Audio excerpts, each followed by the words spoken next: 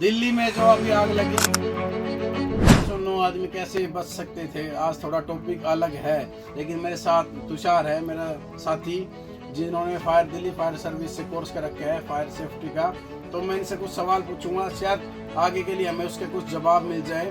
तो तुषार, जो ये पालम की घटना हुई है जिसमें करीबन 9 आदमी मरे हैं, तो इसमें पहले तो पॉइंट ये था कि हाइड्रोलिक, वो जो भी आप उसको बोलते हो टेक्निकल, जो भी वो गाड़ी थी वो उसका हाइड्रोलिक नहीं खुली। तो वो ना खुलने के पश्चात क्या कर सकते थे? वो खुल नहीं उन्होंने पहले खोल के देखते इनकी प्रैक्टिस होती है। ये काफी टाइम तक नहीं खोलते तो ये जंग आगे रुक जाती है। और हम दिल्ली फायर सर्विस के पास एक स्क्रोड टेंडर भी आता है जो 120 मीटर तक खुल जाता है। उसमें स्टेयर का उसका काम ये होता है। हम वो भी यूज कर सकते थे उस टाइम पे। वहाँ पे वो हर एक अपने दिल्ली फायर सर्विस की हर एक स्टेशन पे होनी चाहिए थी। वो हमारे पास कम है।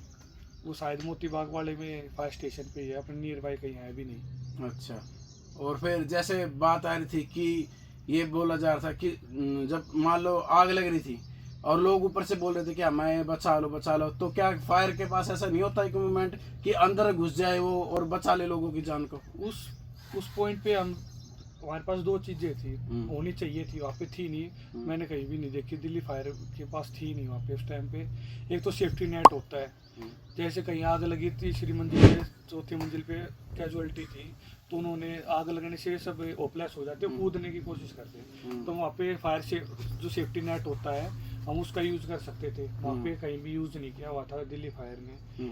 और आग भी लगी थी तो आग में घुसने के लिए भी हमारे पास प्रोक्सीमेट जैकेट आती है जो 600 से ऊपर डिग्री टेम्परेचर को सहन कर सकती है। अच्छा। वो एल्यूमिनियम जैकेट होती है। हम उसको पहन के भी जा सकते थे अंदर दिल्ली फायर तो सर्विस। वो भी लापरवाही डिपार्टमेंट की तरफ धुआं था तो उसके लिए हमें BSAT यूज करना था।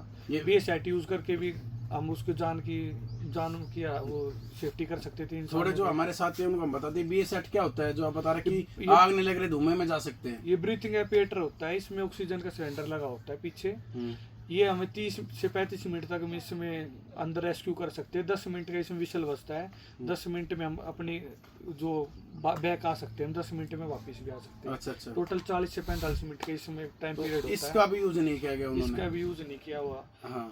इसमें हमने वीडियो में जहाँ भी देखा वहाँ पे क्या है, पहले होता है जान की, फिर होती माल की। तो हमने पहले जान की सेफ्टी करनी थी। वहाँ पे जो कैजुअलिटी थी, नो वहाँ हुए थे इंसान, हमने उनकी वो करनी थी।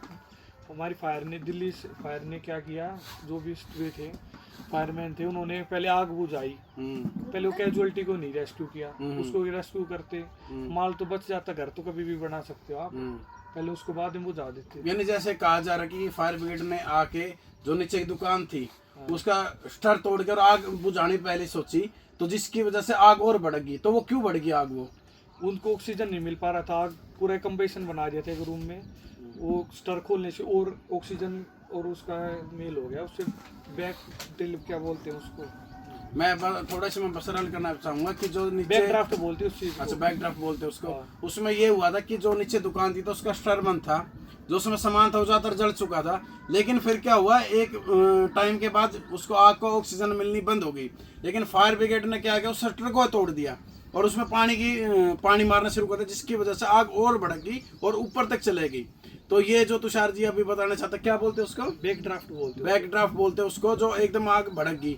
और फिर एक पॉइंट और ये है तुषार भाई कि जो वहाँ लेबर थी वो तोड़ रही थी उसको, दीवार को भी। क्या फायर ब्रिगेडर के पास नहीं होता कुछ? उसके पास होता है, तोड़ने के लिए ग्राइंडर आता है, हर चीज उसमें फायर टेंडर में होती है।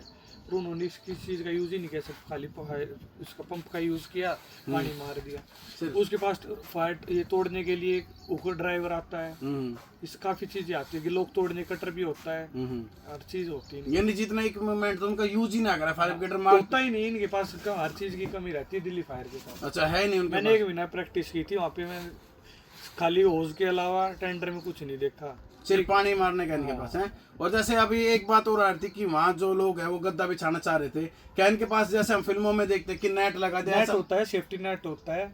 वो शायद इनके पास होता ही नहीं है। टेंडर में वैसे ही भी होना चाहिए, क्योंकि हाइट से भी कोई, क्योंकि पब्लिक का यही होता है कि आग लगने पास किसी को पता नहीं चलता कहाँ भागना है, जहाँ से रास्ता दिखे वहीं से कूद जाओ।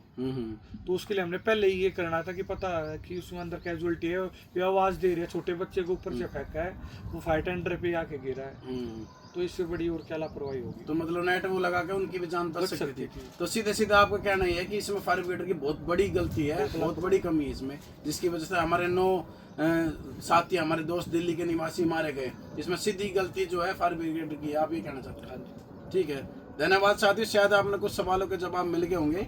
और जैसे ये अनुभव है इनको, जैसे हमें इसके बारे में नहीं पता और साथियों को नहीं पता, तो कुछ इन्होंने पॉइंट रखे हैं, यदि उनका वो यूज करते तो शायद वो जाने बच जाती, और ये दिल्ली में जो आज राजनीति हो रही है घटिया, ये कहीं छुप जाती और ये 9 लोग हमारे बच जाते। धन्यवाद साथियों।